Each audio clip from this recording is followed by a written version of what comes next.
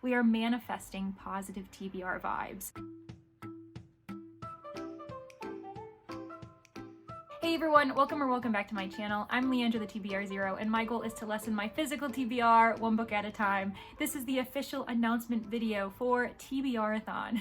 It is going to be a month-long readathon happening in January 2024. I am so excited about it. So it starts on the 1st, ends on the 31st, and really the main goal is to support you, support our community, and focusing in our TBRs. TBR is a vague term, so do with it what you will. It could be your physical TBR, it could be a library TBR, it could be an e-reader TBR. I have a lot of friends who have admitted that their e-readers have become black holes lately and they have no idea what's in there and they're actually afraid to look. So maybe you should focus on that. It could also be a TBR where you have a long list of friends' recommendations that you've been putting off for too long, maybe authors that you've been meaning to try that you haven't. So create the TBR that you want. We are manifesting positive TBR vibes. I want to also make sure that I'm trying to be as coherent as possible as I go through this announcement, and so hopefully there will be timestamps so you can bounce around with whatever information you want to learn in whatever order you want to learn it. I've decided to order the way I speak in this way. So I will first be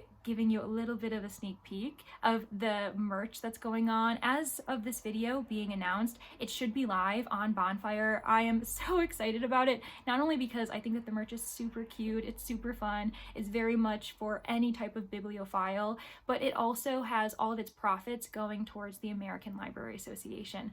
I was kind of two minds trying to figure out how I wanted to work with this merchandise, how I wanted to design it. I knew I wanted to make apparel for the TBRathon just to kind of up the hype and make it really exciting, but I also wanted to go towards a good cause. And so because I work for a library, because I'm a huge supporter of my local library, I really wanted to make this a really fun kind of supportive environment for libraries. And so that's why I've decided to have all of the proceeds, any profits that I would potentially make, are just going directly to the American Library Association. And it's actually really lovely that Bonfire allows you to do that. So I don't even see the money, I don't have to worry about it, it's just going right to the ALA. And I really hope that some of you want to support them as I will, because as soon as this is live, I plan on also buying a whole bunch of apparel myself as well. Then I'm going to be going into basically discussing sprints, discussing any type of materials you may need to participate in this TBRathon. It's really individual based. It's focused on your own speed, your own pace, how much you want to accomplish in the month. There will be so many sprints going on, and I'll make sure to let you know what my schedule is. And I also am very excited to show you all the thumbnail that I plan on presenting that anybody can use. So if you're a booktuber and you want to participate in this and you want to host sprints, you want to make everyone else as excited about this as I am, the thumbnail will be down below, and just please go ahead and use it. Make sure that I'm tagged so that I can be as excited as you are in participating. But I really want to make this a community-based readathon where it's not exclusionary for those who I reach out to. So if you're excited, if you want to host even just one thing of sprints where you are talking about TBRathon, I greatly appreciate it. So that will be below, and I'll kind of discuss it more when we get to that in the timestamps. And then finally, the most exciting thing, although the merch is also very exciting, I have created so many different worksheets or graphics depending on the type of reader and depending on the type of month you want to have. I've got a game board, I've got a map for a bit of a choose your own adventure vibe, I have a bingo board, I have a chain link, I've got a this or that scavenger hunt. I'm pretty sure those are the 5 that I can think of. If I have more, we're gonna find out in this video, but really it's however you want to accomplish your TBR, how you want to tackle it the best you can. And so honestly, have fun with it, and I'm just really excited to get into it. So as I have promised, I'm going to get into the merch next. Of course, if you want to participate in this TBRathon, it might be smart to consider subscribing to my channel. You certainly don't have to, but if you want to participate in the sprints, if you want to check in on my updates, see what I'm doing throughout this readathon, then I highly encourage you to subscribe. You also can certainly be in contact with me over Instagram, Goodreads. I plan on having a hashtag as well, which I didn't even mention in my intro because this is the first time I've done this, and that will be hashtag TBRathon 2024. So be sure to tag me in it, tag it in your videos if you do vlogs or if you're doing your own kind of TBR planning videos, or tag me in Bookstagram posts. I really want to see what all of you accomplish throughout this month. You also can just feel free to like the video or comment which game board, which kind of prompt design you decide to go with if you plan on participating in TBRathon. All right, I should have the shirts over here to my side as I discuss them, but I'm really excited about it. I made so many different shirts. 3 of them are kind of TBR generic or TBRathon based, and all of the rest are actually genre based, depending on the type of genre reader that you are. And they come in various colors, they come in various designs. All of them, though, do at least come in a basic t-shirt, and I made sure that the price is a baseline $21.99. I had to make it a certain kind of price to allow for at least $1 or so to go towards the American Library Association, because it is apparently very expensive to be making these shirts on demand. So that was the lowest price point I could give, but I wanted to make sure that anyone who wanted to support, anyone who wanted to participate and buy merchandise, they at least could be sure that they had this lower kind of price ranking if they weren't comfortable buying a long sleeve shirt or a sweatshirt, a crew neck. So a t-shirt should be $21.99 at its base, US dollars, for anyone who's purchasing that type of shirt. So the first one is going to be obviously my TBRathon 2024 shirt. I'm really excited about it. It's very colorful, and I kind of made it a basic look. It does come in various colors, various designs, as I mentioned. The other ones that I have that are a bit more basic are TBR So Hard. I was really proud when I came up with that we TBR so hard all the time here on BookTube. I in particular, among other people, and so I really like that idea. And then I have a very basic, for those who don't want a flashy shirt, in the kind of corner pouch pocket, breast pocket area, it should say my TBR owns me, with a little book opening. I think it's so cute. It's very simple, but the idea that honestly, more often than not, I feel that my TBR is running my life more than I'm the one who's owning these books. They're owning me. And then we can get into the various genre-based t-shirts. So I try to vary it. I've got a fantasy one that says a dragon ate my TBR. I have a mystery one that I'm very proud of. My TBR commits crimes, ... but also solves them with a bunch of puzzle pieces. My TBR thrills me, for our thriller ladies and gentlemen and non-binary friends. My TBR scares me, for our horror fans out there. My TBR loves me, for our romance fans. So I'm really proud of them all. Oh my gosh, I forgot there's one more that I actually adore, and I might have to get this myself because I'm really proud of this one. My TBR is Out of This World.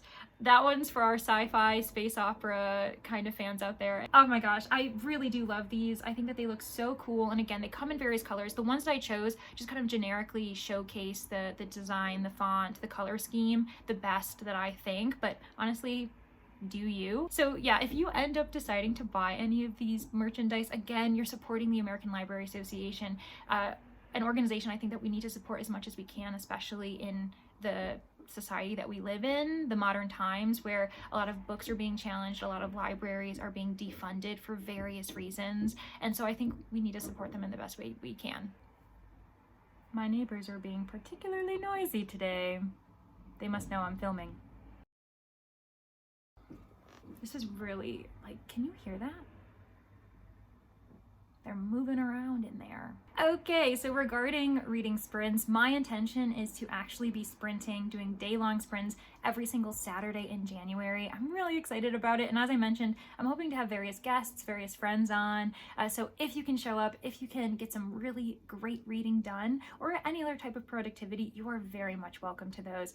Those should be scheduled by the end of December, if not now, because I'm so excited about it. There should be a thumbnail within the Google Drive that I'm showcasing, where it has all of the various worksheets, all of the kind of different activities you could participate in, depending on the type of TBR reader you want to be in January. And there will be a thumbnail that showcases like the TBRathon reading sprints, so that everyone knows what you are sprinting for, what you're doing that day.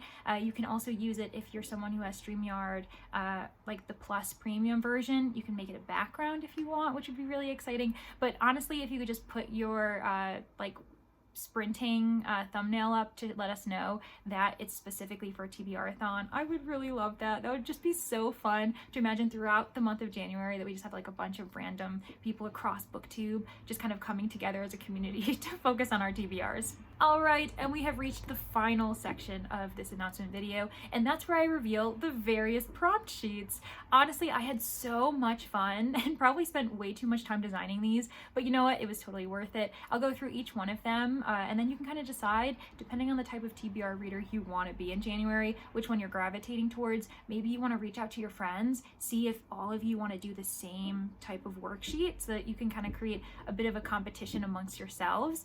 The one that I'll start with that I think is so cool, and of course I'm very biased in it, is the TBRathon map. So this one is very much a choose your own adventure, and you can kind of create your own story as you go. I have kind of created in my mind this idea where you're off on a road trip, you're trying to get to that bookstore, the bookstore of all bookstores, the kingdom of bookstores, and unfortunately your car breaks down. Now you've got to traverse the countryside, traverse the various obstacles in your way to get to that bookstore before it closes. I have, a very dangerous forest, a secluded log cabin, there's this strange pond, a whimsical cabin, cottage. You can go through the mountains, maybe you want to take the train, maybe you want to go through the beach and through the desert. Whatever path you want to take, there are prompts that go along with each destination. And you can also challenge yourself depending on how much of a reader you are. Maybe you want to see how you can get from the car to the bookstore and then back to the car. Or maybe you just want to get lost in this map and you don't really care where you end up. You're just going to kind of bounce around wherever you want to go. I totally support either way. But what comes with this map is a map routes sheet. And you can see that I've tried to provide some guidelines. So what is your travel route? Are you going from car to bookshop? Are you going from bookshop to car? Or again, are you trying to go back and forth? Because some of us ravenous readers definitely need more of a challenge than just going from one to the other. I also have included trail hop passes. So this means, did you take a wrong turn? I'm kind of getting into the storyline here. If you arrive at a destination that doesn't sit right with you, then by all means keep moving. You can either turn around, redoing past prompts along the way, or make use of these precious trail hop passes to bypass rough terrain. And I provide you two if you're going from A to B, but if you're going from A to B to A, I have provided 3. So if you're doing a round trip journey, you can do 3. And also though, if you're someone who wants to take this challenge, try not to use any of the trail hop passes. That's totally fine with me. And then you can see that I've designed the various trails by color. So there's the yellow trail, blue, red, orange, purple, and green, which are little tiny side routes as well. And you can interpret these prompts however you'd like. You can be as strict or as vague as you want. Again, this is your TBRathon journey, so do what you want to do with it. But for instance, if you were to take the yellow trail, the first stop is storm warning. That's the very fun forest with the lightning bolts going through it. And that's poor weather conditions. And so you could argue that this prompt means that you want a book with a setting that has some type of storm in it. So it could be a snowstorm, it could be a rainstorm, it could simply be a dystopian land that is very much not inhabitable. So just poor weather conditions, poor living conditions, maybe a survival trail kind of path as well. So maybe you want to read like a survivalist book. And then you have secluded cabin if you were to continue on the yellow path, and that is an isolated setting. So again, any type of place of seclusion, maybe this person's off on their own in the woods, or maybe they're in an abandoned cabin or an abandoned type of establishment. Maybe they're off on a boat by themselves and they've got no one else to speak with. I'm just going for a very secluded, isolated setting. You can do that with mysteries as well. The idea of kind of a closed area mystery. So maybe everyone's traveled off to this estate that's miles away from everyone else, and then a murder happens and those in the house, someone must have done the crime. And then message in a bottle. That one is when you've arrived at the beach, and you can simply just view it as a mystery. There's a mystery element. It doesn't have to be a mystery in genre, but something has to be mysterious. Something has to be searched for. There must be a question that needs to be answered. Maybe there's a bunch of liars going on. There just has to be something that you as the reader don't know that you will have to learn by the end of the story. If you want to leave the car and you don't want to go into the creepy, stormy woods, instead, you can stop at the lake, and that would be the blue path. So lake monster sighting. cryptids. So basically any type of story with a cryptid, I totally support you in whatever your understanding of that is. And I think that you could probably go in for a lot of folklore tellings. Fantasy readers are going to love this, but also again, like mystery thriller, especially if you're in a setting where the townsfolk have a lot of paranoia, a lot of maybe traditional stories, legends, urban legends even. I think all of that could kind of count. And then after you've survived the lake monster, you arrive at Beware La Llorona. So spooks, legends, hauntings, again, you can kind of see that there is certainly a theme depending on which path you take, depending on what kind of reader you are. And so if you're someone who really enjoys the kind of supernatural, fantastical, like spooky elements, the blue path is probably for you.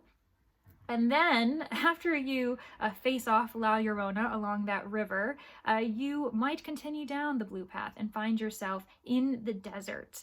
And that is just a mirage, unreliable narrator. So you have to find a book, and I'm sure you can find that on any type of search. On Goodreads, there's probably some type of list, Storygraph. Again, a Google search is totally fine to find books that are known for having unreliable narrators. Typically, if it's a first-person narration, you know it's probably pretty unreliable.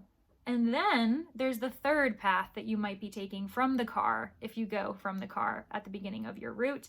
And that first stop ends up being along the volcano, active volcano, climate fiction.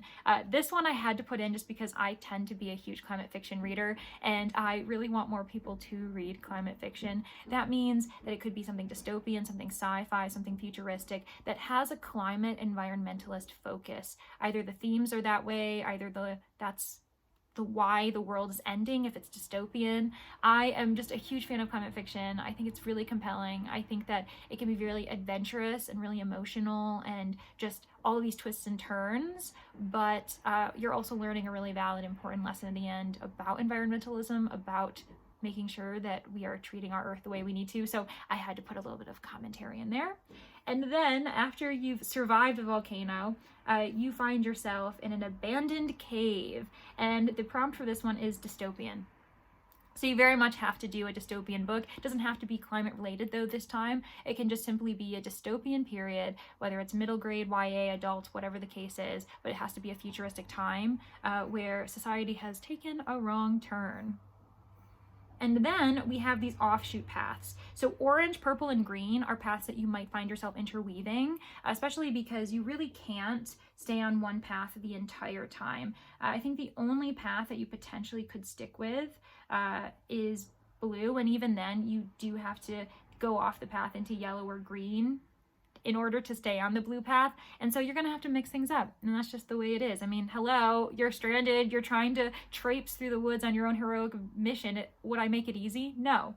So then we have the purple path, Enchanted Forest. That's where you find yourself surrounded by a very different type of forest than the stormy one, and this one seems to have very interesting magical qualities, and that's why the prompt is magical realism or fantasy. So again, very vague. You enjoy yourself the way you want to. And then we have the green path, and this one is Roughing It. That's where you arrive at the tent, and it has to be an outdoor adventure or just an adventure. I put outdoor in parentheses if you really want to make sure that you're sticking to the prompt, but it just can be an adventure story. I want to support those who especially love middle grade adventures. That's among my favorite genres, specifically for that age, and so I'm keeping it broad with an adventure. But again, if you're a stickler, it should be an outdoor adventure because you're at a tent. And then finally, we've got 3 more prompts with orange. So with this one, you might veer off after going on, to the lake adventure with the lake monster, or after the volcano. You're like, okay, I'm good. Let me get out of these mountains. Let me get away from all of these water features for the moment. And so you arrive at the cottage, and it's cottagecore, so cozy vibes.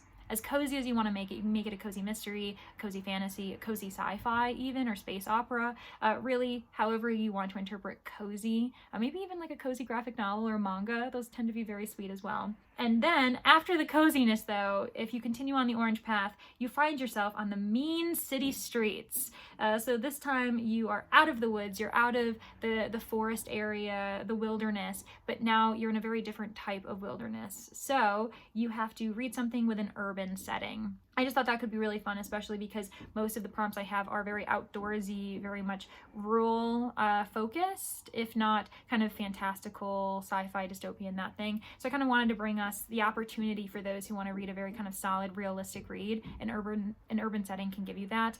Or you can honestly continue on with the kind of craziness, because there's a lot of like urban fantasies out there, urban sci-fi as well. And then finally, the last prompt I provided on this map is all aboard, travel, transport heavy. That's where you find yourself on the train. And so that means it has to be a mystery, or not a mystery, I'm just a mystery reader. It has to be some type of novel that is very much transportation based. So it needs to involve, again, travel, maybe going to various different locations, or has to be set on a transportation vehicle, so on a train, on an airplane, on a boat, even if you want like a nautical kind of setting. So it needs to be travel focused, either because the setting is on some type of transportation, or the characters are off running around and they can't just stay in one location. Like it has to take place in various locations, and their travels have to be documented in that way. And that is the TBRathon map route if you're someone who wants to do a choose your own adventure. Next, I'm going to talk about the bingo board. So if you're not really interested in the choose your own adventure kind of aspect, but you really like a solid, understandable, kind of quantifiable game, bingo is for you. So I have designed various prompts within the BINGO column, and I've tried to provide various options. So some of the 5 paths are super easy and super straightforward, whereas other ones are far more difficult if you're someone who wants a challenge. So for instance, I think one area on the board that's the easiest is if you're going diagonally from the top of B to the bottom of O. So in that you'd have blue cover, I think, therefore I am, first person POV. You'd have a free space, so you'd only really have to read 4 books in the month. Your go-to genre, again, a really easy one. I'm kind of giving you some gimmies here. And then finally, old and maybe dusty. So maybe just one that either is been published a long time ago, maybe it's been on your shelves for a long time. So again, just as with the roadmap kind of design of that prompt sheet, the bingo board is also very vague to allow you the opportunity to kind of be flexible in the type of reads that you have. With that said, there are some that are quite difficult as well. Actually, they all seem pretty good. There is one though, I think blue cover, a title that intimidates you if you really go for that one. A name in the title, you have to really kind of peruse your shelves for books with a name in it. Glowing reviews, meaning that it has to be a 4.0 or higher review on Storygraph, Goodreads, whatever type of rating service you tend to use. And then oops, forgotten on your shelf. So one that you didn't even think about having to do, and now suddenly you've got to prioritize it. So I think that one tends to be probably the hardest. Or maybe in like next in a series, the newest on your shelf, nice to meet you, a new author. So depending on who you are as a reader, some of these might be harder for you. You could, again, if you're a ravenous reader, decide to try to fill the entire bingo board, get a full score, and that means, you know, maybe bringing prompts together. So you could combine a book that's over 400 pages, and if it's a green author, a new to you author, then you can combine those prompts. So it doesn't have to necessarily be one space per book. If a book fits 3 or 4 prompts, you can do that. So you can challenge yourself to try to fill up the entire bingo board. And then the third prompt worksheet that I created is actually a game board. And I definitely went ham on this one. I had way too much fun designing this and spent way too much time. And that's why you can see there's so many graphics, but honestly, it's gorgeous. It's lovely. I love the rainbow-esque of it, and it's lovely. So I call this game To Be Rolled. This one's pretty straightforward. You just need a dice. You can either use a physical dice, you can find some type of app that provides you with a dice, you can do a random number generator, so 1 through 6, if you use a typical type of dice for that, and then just roll until you find out which prompts you get. And you can do it either as you go, like every time you roll throughout the month, you then have to find a book, or you can do all of your rolls ahead of time so that you know which books you're reading. Again, those who are crazy and really want to challenge themselves, you can simply just go throughout the board and try to fill in as many prompts as possible and just try to get to the end. And that would probably mean stacking prompts, which again, I totally support you doing. But I've also provided a few different routes. So there are 2 different places, or actually 3, where you can kind of decide if you want to go a different way on the board.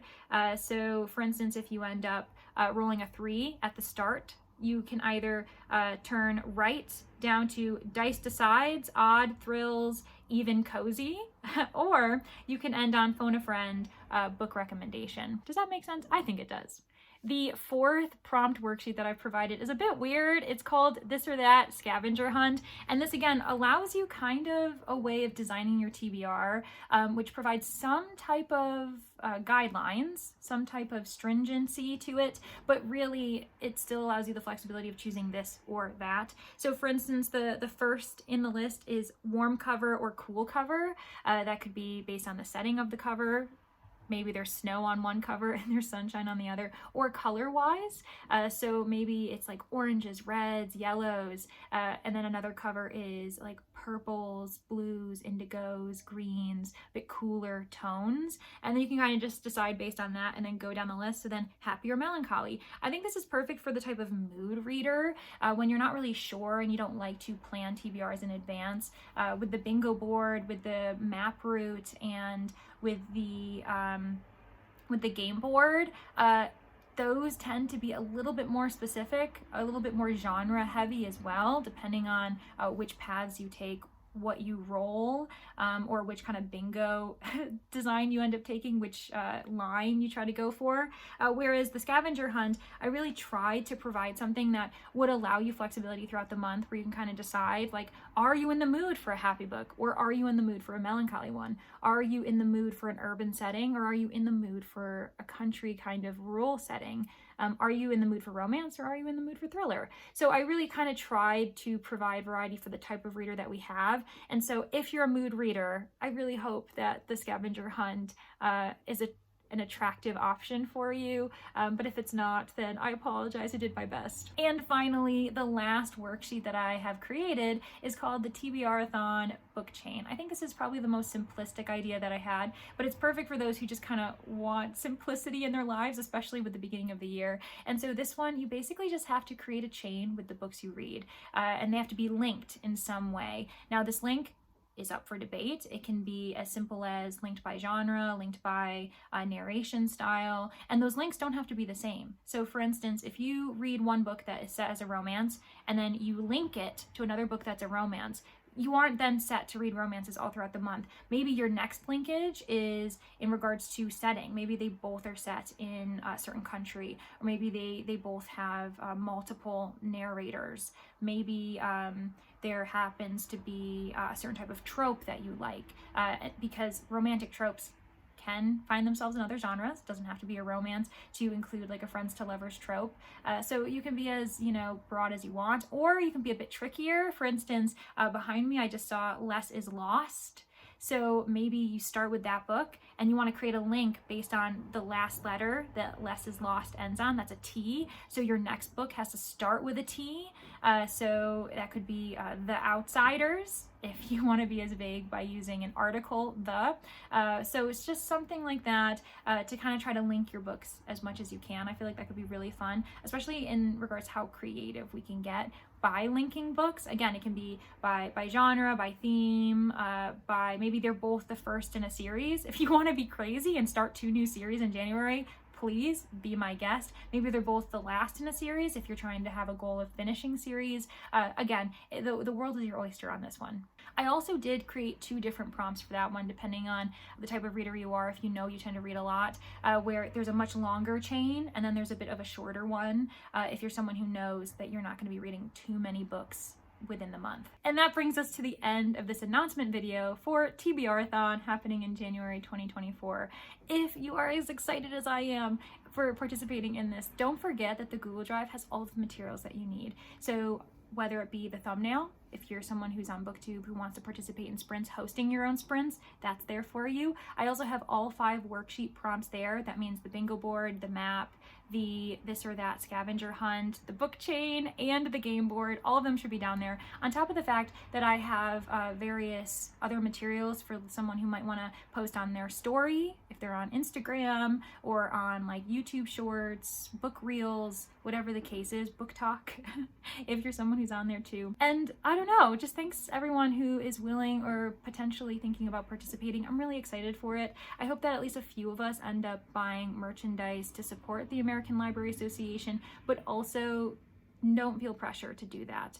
I know it can be very hard to want to participate in all of the ways that you can, depending on the readathon that you're participating in. If you have the means, if you have the financial security to support the American Library Association in this way, to buy bookish merch, then I am so grateful to you. But I also don't want anyone to feel as though they can't participate in the readathon if they don't buy this merch, if they don't donate in some way to the American Library Association.